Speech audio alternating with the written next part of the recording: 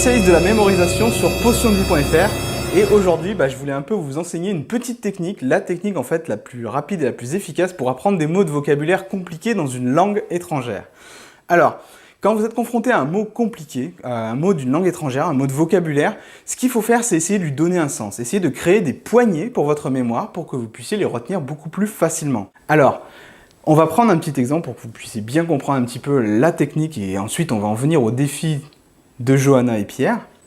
Imaginez que vous soyez confronté au mot flèche, qui veut dire chair.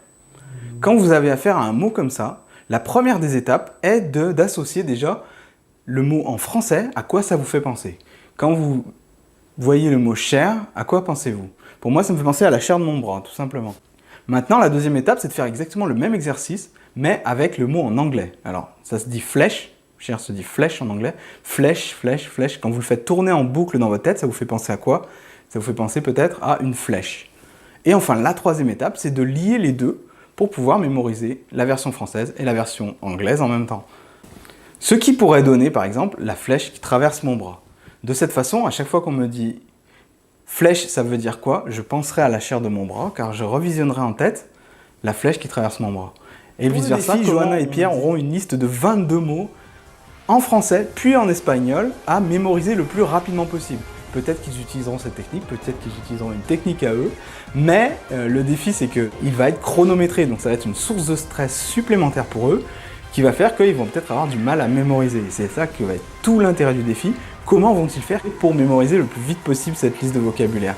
Ça va être très intéressant à regarder, et celui qui arrivera à dépasser les 10 mots, s'il y en a un des deux qui arrive à dépasser les 10 mots, ce sera quelque chose de tout à fait exceptionnel. Bonjour à Jean-Yves. Salut.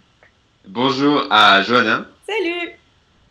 Et aujourd'hui, on se retrouve dans le cadre du défi Comme une vache espagnole sur le thème de l'apprentissage du vocabulaire. Et donc là, ça va être un petit duel entre moi et Johanna pour voir celui qui en retient le plus grand nombre. Voilà un petit test, le plus grand nombre en le moins de temps possible. Et on vous invite à jouer avec nous. Jouez avec nous, si vous lancez la vidéo, vous allez pouvoir faire aussi ce défi, mettre dans les commentaires combien de mots vous avez pu retenir vous, si vous nous avez battus ou pas d'ailleurs, et on va voir qui de nous deux va gagner. Je laisse la parole à Jean-Yves. Retenir une liste de mots, c'est vraiment très compliqué pour le cerveau. Et là, Johanna et Pierre vont en avoir 22 qui ne sont pas particulièrement faciles et pas particulièrement difficiles. Le problème, c'est qu'il y a une contrainte temps. Le défi va être chronométré et Johanna et Pierre vont avoir 1 minute pour mémoriser le maximum de mots possible.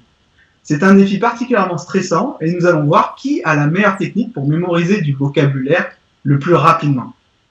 À mon top, Johanna, Pierre, vous aurez 1 minute.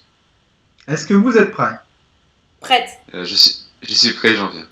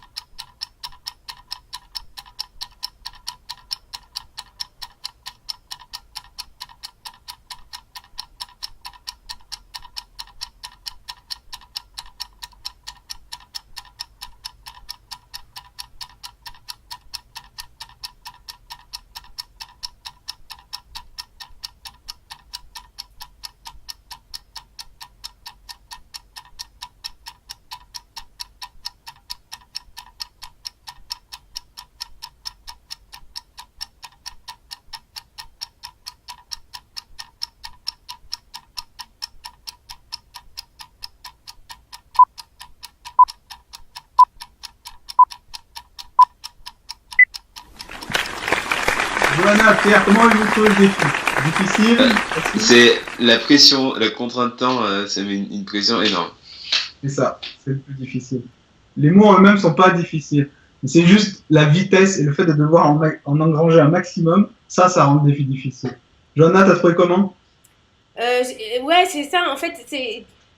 Je sais pas, il faut les retenir, puis en même temps, il faut retenir l'ordre, puis c'est hyper compliqué. Parce que quand on apprend, généralement, on n'est pas dans un stress de temps, donc je sais pas, là, j'ai plus du tout confiance en ma mémoire. J'ai hâte de voir le résultat.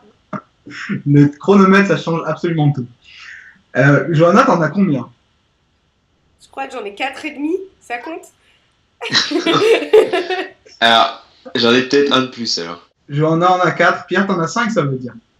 Ouais, normalement. Donc le deal, c'est ça. Tu vas dire tes 5, et s'ils sont justes, t'as gagné. Ok. Si tu fais une, Alors, ce sera match nul avec Johanna si elle arrive à avoir les 4. bon, je le tente. Déphasé, fuera de fase. Oui, Imprimante, impressora. oui, Peinture, pintura. oui, Vernissage, apertura. bien vu. Et Royaume Reino. Comment tu l'écris? R-E-I-N-O. C'est ça. Et un dernier point haut de cage à Gouron. Cage. Ah oui, j'avais pris cage aussi. C'est vrai. Ok, comment on fait? Parce que maintenant, j'en ai plein d'autres en tête. Eh ben, si t'arrives à en sortir 7, 1 de plus. 7, un de plus que Ouais. n'a pas dit Pierre, c'est bon? Ok, je reprends. Impresora, apertura, fuera de fase, quemado, aguijón, capa, pintura.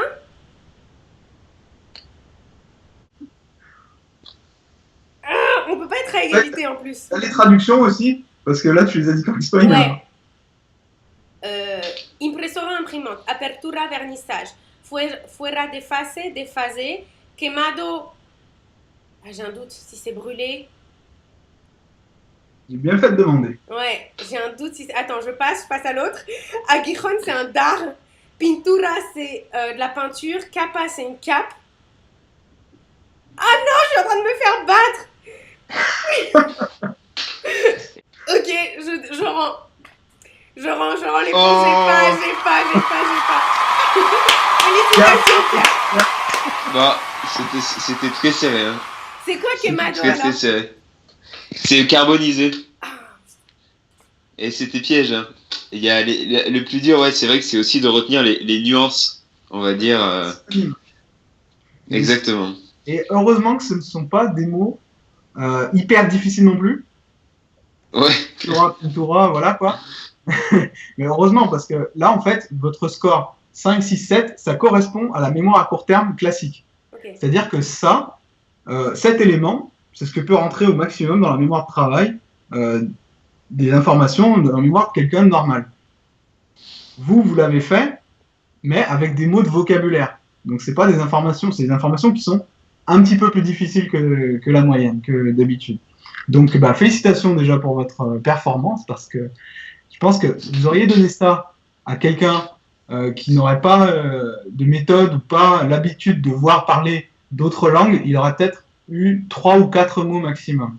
Vous êtes monté, au début vous pensiez en avoir 4 ou 5, Johanna, et puis en fait, bah voilà, la mémoire fait son travail et vous ressort petit à petit ce que vous avez lu, ce que vous avez essayé de lui faire rentrer dedans. Et vous êtes arrivé à 6 ou 7. Bah Pierre, félicitations. Voilà, je suis un peu dégoûtée, mais la prochaine manche, je vais te tuer et je vais t'avoir, c'est promis. Et surtout dans notre battle finale. Mais un grand félicitations parce que tu as fait preuve d'une belle mémoire et d'une belle méthodologie. Jean-Yves, un grand merci pour tes conseils, d'avoir organisé avec nous ce défi. Vous tous qui nous regardez, bien, s'il vous plaît, dites-nous combien de mots vous avez retenus, lesquels vous ont paru difficiles, lesquels vous ont paru moins difficiles. Si vous voulez d'autres conseils sur la mémoire, eh bien, je vous invite à visiter le blog de Jean-Yves, potiondevie.fr. Vous retrouvez le lien en bas de la vidéo et vous deviendrez un expert de la mémoire comme lui. En attendant, Pierre et moi, on vous dit à bientôt sur le défi comme une vache espagnole. Et puis, hasta luego. Hasta luego. Salut, merci.